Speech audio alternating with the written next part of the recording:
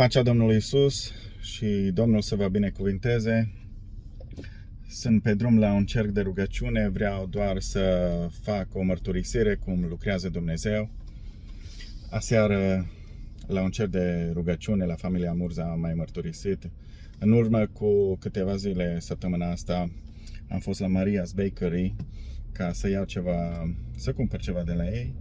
Acolo m-a servit fratele Cornel. Și în timp ce mă servia, am observat că își ține geaca pe el într-un mod mai ciudat. L-am întrebat dacă e ok și mi-a spus că îl doare spatele. L-am chemat să vină afară de după teșghea, am făcut o rugăciune de 1 minut și a fost vindecat pe loc. Slăvit să fie Domnul! Nu spun asta ca să mă laud, ci spun asta ca să vă încurajez pe toți.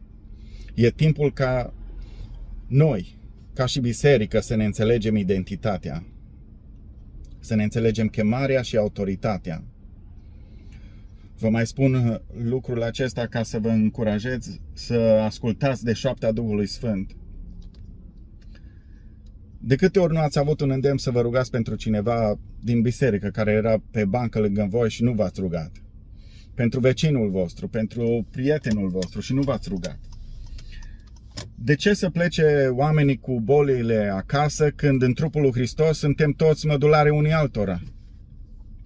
În Marcu, capitolul 16, versetul 17 spune: iată semnele care vor însoți pe cei care vor crede.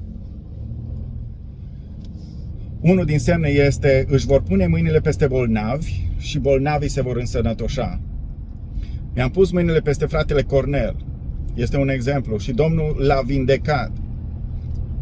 Îndemnul meu pentru voi este să îndrăzniți prin credință înaintea Domnului, să ascultați de șoapta Duhului Sfânt ori de câte ori Duhul Sfânt vă vorbește.